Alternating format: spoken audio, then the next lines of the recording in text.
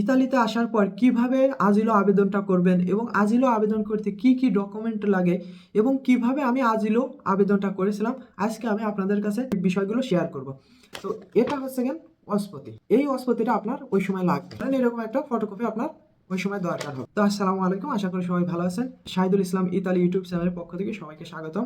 যারা আমার ভিডিওটি নতুন দেখছেন অবশ্যই চ্যানেলটিকে সাবস্ক্রাইব করবেন, আর যদি ভিডিওটা ভালো লাগে অবশ্যই চ্যানেলটিকে একটি লাইক দিবেন এবং যদি কিছু জানতে চান অবশ্যই কমেন্ট করবেন। তো প্রথমেই আমি আপনাদেরকে জানাবো যে আজিলো করতে কি কি লাগে। তো আজিলো করতে আপনার প্রথমেই প্রয়োজন হবে পাসপোর্ট এবং পাসপোর্টের ফটোকপি। আপনি অবৈধভাবে আসেন বা আপনি বাই পথে আসেন বা বিভিন্ন দেশ থেকে আসেন বা আনলিগেল যেভাবেই আপনি আসেন, আসার পর আপনি এখানে থাকতে হলে অবশ্যই আপনার এ দেশে আজিলো আবেদনটা করতে হবে, যেটা থাকার পারমিশন বা থাকার অনুমতি। তো এইটা করতে হলে আপনার প্রথমেই কি প্রয়োজন হবে? প্রথমে আপনার সর্বপ্রথম প্রয়োজন হবে পাসপোর্টের ফটোকপি এবং 4 কপি ছবি এবং আপনার অস্পতি। এখন আসি অস্পতিটা কি? অনেকেই জানেন না যে অস্পতিটা কি। অস্পতি অথবা রেসিডেন্স, অস্পতি এবং রেসিডেন্স। যদি রেসিডেন্টটা না পান, রেসিডেন্স পাইতে একটু সময় লাগে বা রেসিডেন্স আসার পরে অনেকেই নতুন টাকা পয়সা থাকে না, তারা রেসিডেন্টটা নিতে পারে না। তো ধরেন সচরাচর অস্পতিটা পাওয়া যায়। ধরেন আপনি কোনো বাসাতে ভাড়া আছেন, তো ওই বাসা থেকে আপনাকে অস্পতি দেবে। যেমন ধরেন যে ঠিকানা, আপনার একটা ঠিকানা, অস্থায়ী একটা ঠিকানা, যে আপনি ওই বাসাতে আছেন এবং ওই বাসার একটা কাগজ, ধরেন ঠিকানার কাগজ। তো এখন কাগজটা কেমন আপনাকে তো অবশ্যই জানতে হবে। কাগজটা আমি আপনাদের বোঝার জন্য আমি দেখাচ্ছি যে অস্পতিটা কেমন হয়। তো এটা হচ্ছে গেন অস্পতি। তো এই অস্পতিটা আপনার ওই সময় লাগবে। আর যদি আপনার অস্পতি নাও থাকে, তাও আশা করি হয়ে যাবে, তবে আপনার অস্পতিটা লাগার সম্ভাবনা অনেক বেশি। দ্বিতীয়তে আছে আপনার পাসপোর্টের ফটোকপি। অনেকেই আছে বিভিন্ন পথে আসে, লিবিয়া থেকে আসুক বা অথবা আপনার বসনিয়া ম্যাসেডোনিয়া বা সার্বিয়া যেখান থেকে আসুক, আসার পথে পাসপোর্ট হয়তো দালালের কাছে রেখে আসে অথবা ফেলাই দেয় অথবা ছিঁড়ে ফেলে বা যেভাবেই হোক, অথবা পাসপোর্ট দিতে চায় না। তাদের জন্য অবশ্যই পাসপোর্টের ফটোকপি 1 কপি বা 2 কপি ফটোকপি প্রয়োজন হবে। ধরেন এরকম একটা ফটোকপি আপনার ওই সময় দরকার হবে। আরেকটা বিষয় আপনার দরকার হবে 16 ইউরোর একটা স্টাম্প, মার্কাদি বলল, যেটাকে এখানে বলে মার্কাদি বলল। তো 16 ইউরোর মার্কাদি বলল আপনাদের প্রয়োজন হবে।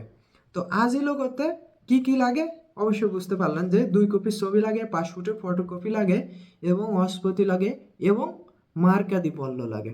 তো এই এই 4টা জিনিস অবশ্যই লাগবে। এখন আজিলোটা কোথায় করবেন? আপনার তো উকিল নাই, আপনার হয়তো আত্মীয় স্বজন নাও থাকতে পারে ইতালিতে।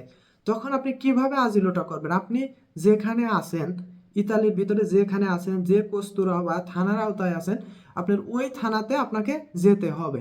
এখন কোন সময় যাবেন এটাও কিন্তু একটা বিষয়, যে আপনি কোন সময়তে যাবেন। ধরেন আপনি যে কস্তুরায় আছেন ওই কস্তুরাতে সপ্তাহে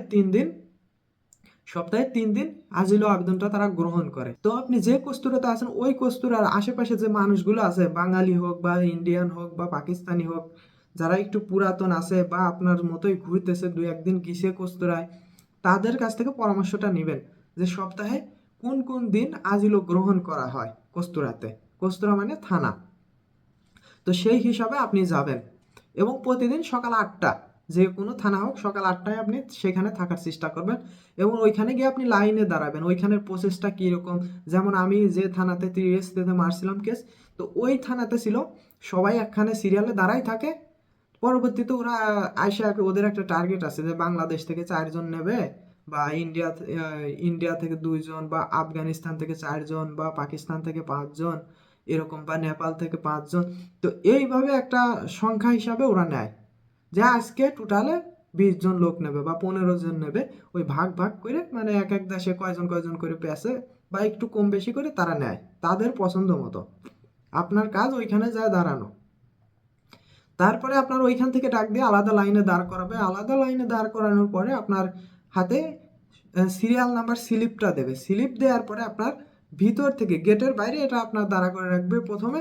পরবর্তীতে আপনাকে গেটের ভিতরে ঢুকাবে, এক এক করে ডাক দিবে যে এই নাম্বার আসো, এই নাম্বার আসো, সিরিয়ালে আপনাকে ডাকবে এবং ওইখানে যাওয়ার পর আপনার ধরেন বাঙালি দোভাষী আছে, এই বাঙালি দোভাষী আপনাকে জিজ্ঞাসাবাদ করবে যে কোথা থেকে আসছো এবং পাসপোর্ট কোথায় রেখেছো। যদি আপনি বলেন যে পাসপোর্ট আমার আছে বাসায়, তাহলে আপনার ওইখান থেকেই ফেরত দিয়ে দেবে যে পাসপোর্ট নিয়ে আসো, তারপর আজিলোতে আসো।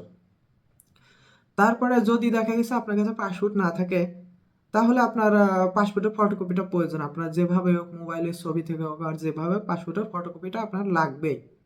বিশেষ করে পাসপোর্টের ফটোকপি লাগবে।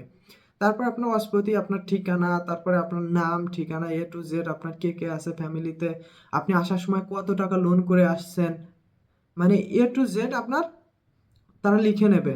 এবং কি সমস্যার কারণে আপনি আসছেন, এবং আসার পথে আপনি কোন দেশে প্রথম আসছেন বাংলাদেশ থেকে, কত তারিখে আসছেন, এবং আসার পর আপনি কোন দেশে কতদিন ছিলেন। আপনি যদি সার্বিয়া আসেন, ওইখানের কথা তারা জিজ্ঞাসা করবে যে আপনি সার্বিয়াতে কয় মাস ছিলেন, আসার পথে কোন কোন দেশে আসছেন, আসার পথে কি সমস্যা হয়েছে, এবং আপনার দেশে কত লোন আছে, এবং দেশে আপনার কি কি রিস্ক আছে।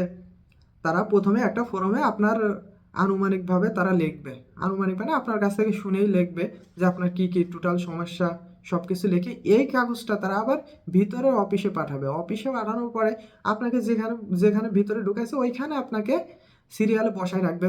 পরবর্তীতে আপনাকে আবার ভিতরে ডাক দেবে। ভিতরে ডাক দিয়ে আপনার সব কিছু চেক করবে। আপনার যে ফর্মটা দিছে ওই ফর্মটা চেক করবে, এবং আপনার ফোন চেক করবে, আপনার কাছে কিছু জিজ্ঞাসাবাদও করবে, আরও অনেক কিছু করে। তো আজকে আমি আপনাদেরকে শেয়ার করলাম যে আজিলোটা নিজে নিজে কিভাবে করবেন এবং কোথায় গিয়ে করবেন। তো আশা করি সবাই বুঝতে পারছেন। তো পরের ভিডিওতে আমি আপনাদেরকে জানাবো যে সাদা সৌজন্য পেতে কতদিন সময় লাগে এবং হলুদ সৌজন্য পেতে কতদিন সময় লাগে। পরের ভিডিওতে ইনশাল্লাহ জানাবো। তো সেই পর্যন্ত সবাই ভালো থাকবেন। আসসালামু আলাইকুম। দেখা হবে পরের ভিডিওতে।